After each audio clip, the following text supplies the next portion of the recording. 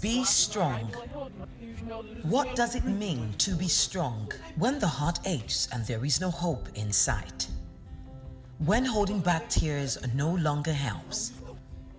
When the road is rough and it weighs you down? How do we stay strong? Stay strong in community because there is a better life in leading others. Though our lives may not be perfect and we can't promise you there will be days without the dark clouds, but we can promise to be there when it rains and when it hurts. We will be there with you when all seems bleak. We will guide you to wholeness. We are living your dreams.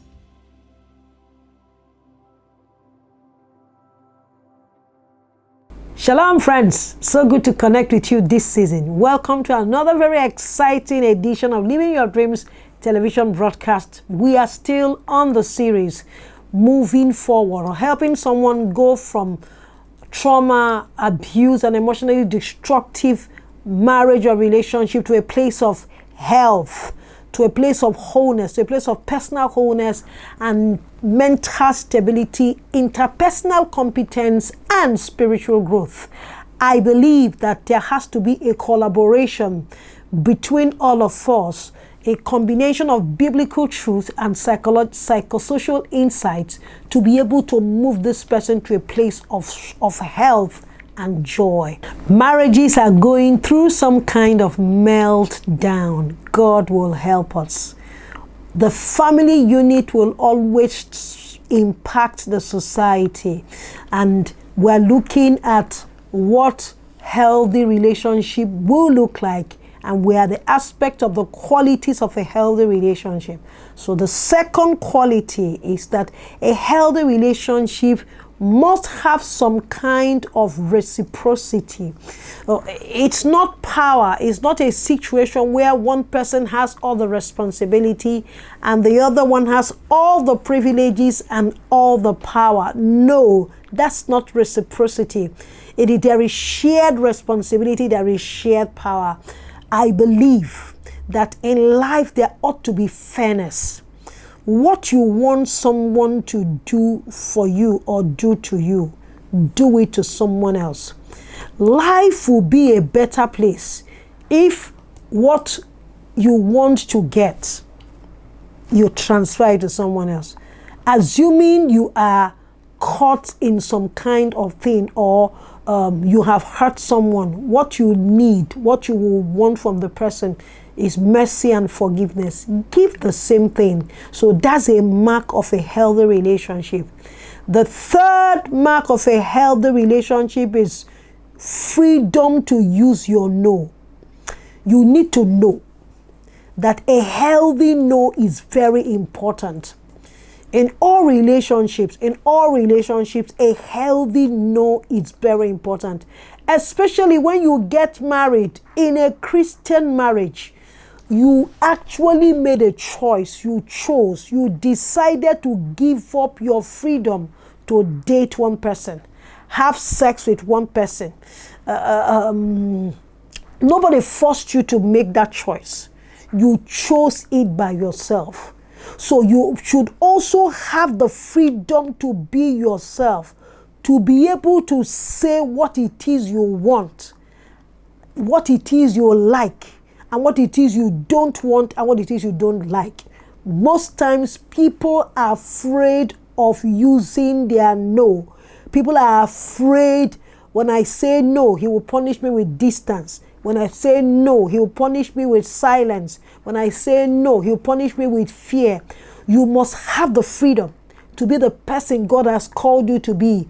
And the freedom to grow into that person is your choice. It's your freedom. You have to use it. Most times people have been trained, especially women, have been taught to die to self in marriage. Dying to self does not necessarily mean that you become a non-person or be a nobody or be an object or a furniture as a husband or as a wife to your significant other, to your spouse. That's not what it means. Dying to self does not mean that you don't exist anymore. If you take a seed of orange and drop it on the ground, as it is dying, it becomes something else. It turns into a tree. It can turn into an orchard of orange and all of that. But to say that dying to self means to cease to exist, where you don't feel pain anymore, where you are no longer, you just the statistics, you are now like a furniture, it is wrong. That's an unhealthy relationship. I believe that God always takes us through a process of maturity. And you know that the part of that maturity I love is the aspect where he takes you through and brushes off all the rough edges of all your rough edges to bring you to a full self, where you are able to be the best version of yourself. You must not allow anybody destroy that full self because you are in an oppressive, abusive relationship. It is wrong. It is wrong. Friends, these things I'm talking about, as simple as it sounds, there are many people who say no and they feel so much guilt and pain because they said no. And may God bring you to a place where you say your no. And I want you to even say no as me and you are here now. Say no. It didn't hurt you. You didn't die. The highest thing that someone will do is to manipulate you with silence, manipulate you with distance, and all of that to try to take your no from you. You are a healthy adult. And a healthy adult relationship is one in which both relationships are receiving and giving. There is a safe and open exchange of thoughts. There is exchange of ideas. There's exchange of perspectives. And you are considered, or when you put them on the table, they are considered and valued. There is freedom to respectfully confront challenges and strengthen one another. Have you noticed that in some relationships, is the one giving and giving and giving, you're not receiving. And then in one aspect, you are the one receiving and receiving and receiving, and you are not giving. The person is making all the changes. The person is doing all that it takes for the relationship to grow. But some other person sits down and that's an unhealthy, that's a damaging relationship. Relationship is supposed to be safe, supposed to be open.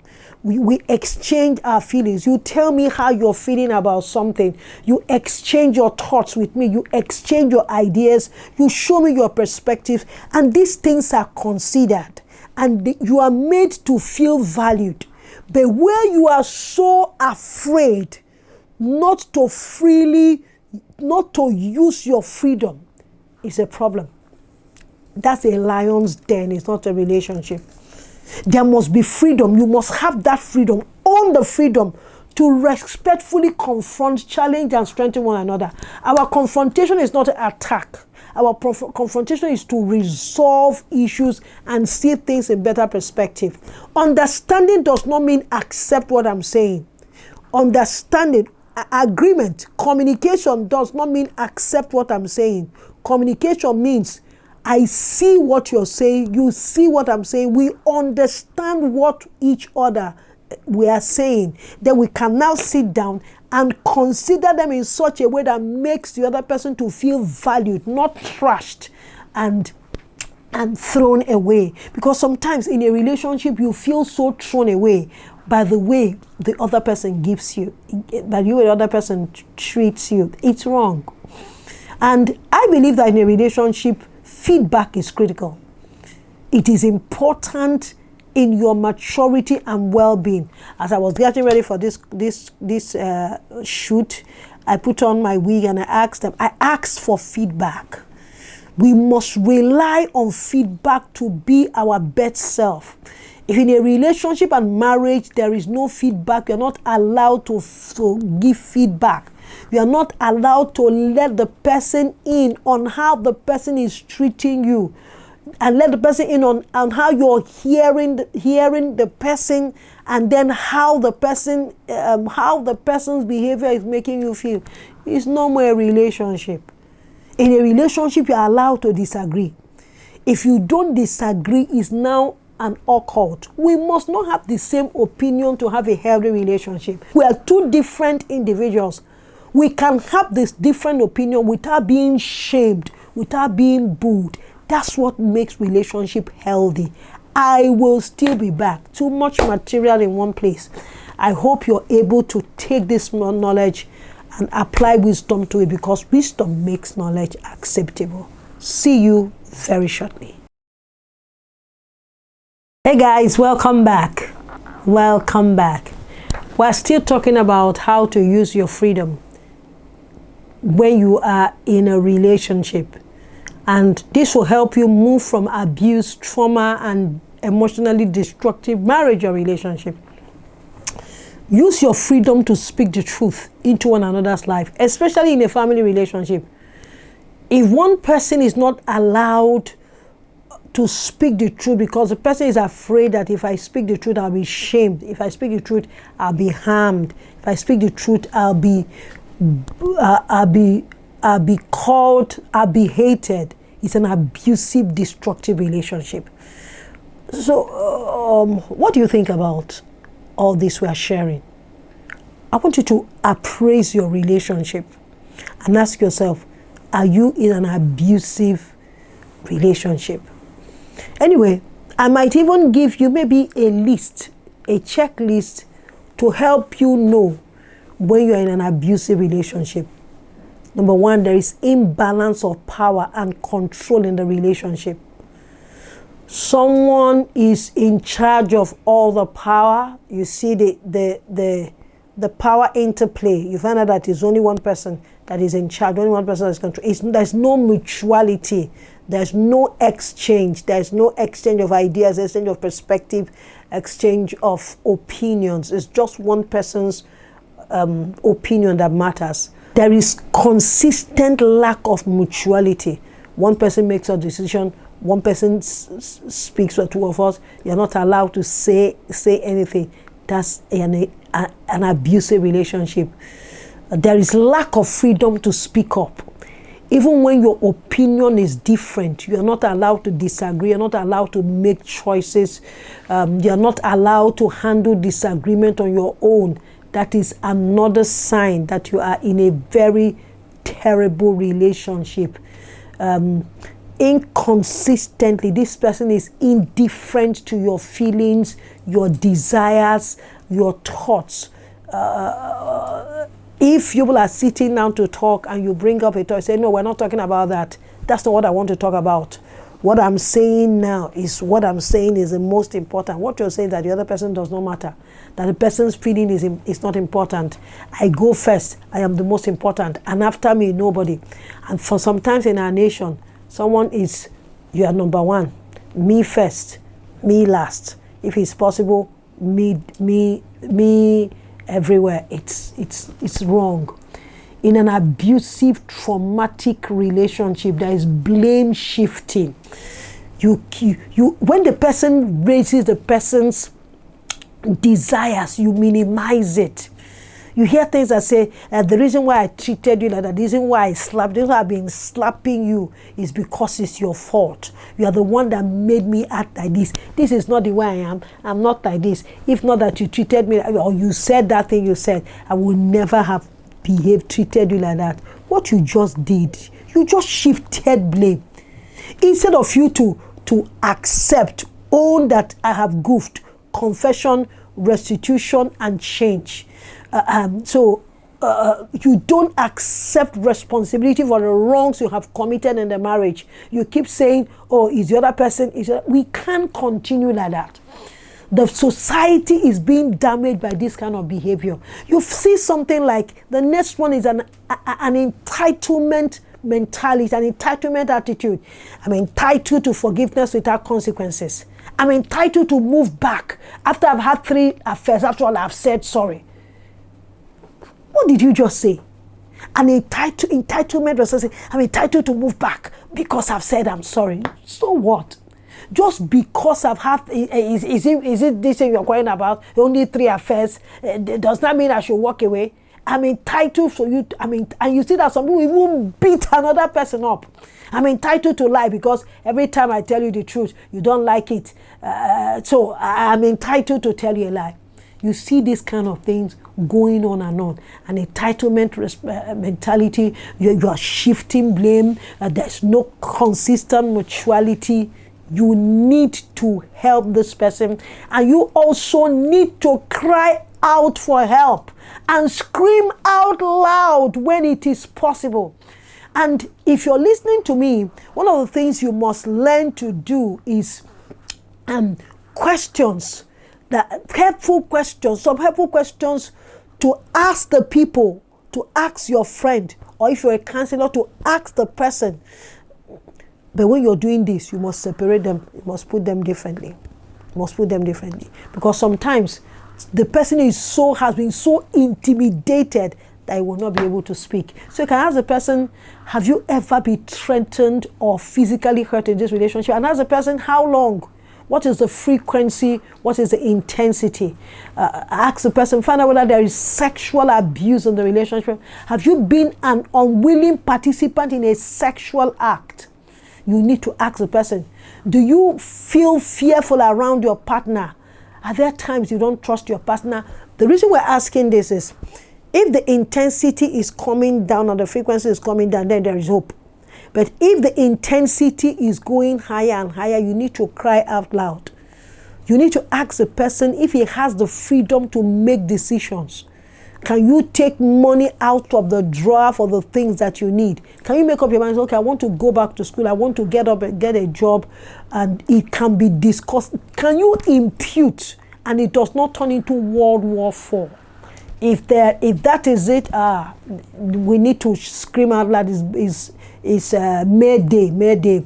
Now, we need to ask the person, can you respectfully challenge and confront the attitude, decisions and behaviors of your partner? If not, what happens when you try? When you're asking these questions, you're looking for patterns of abuse.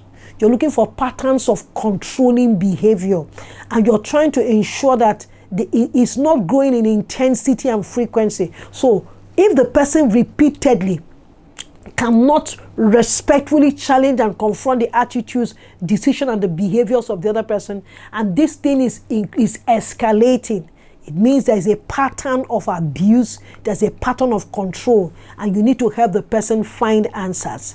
I don't know whether you understand what I'm talking about. It's very, very important. If the person is free to make decisions, some of these things that we have mentioned are things that we need to look into. All right? Okay. My question is this: how long shall they kill our prophets while we stand aside and look?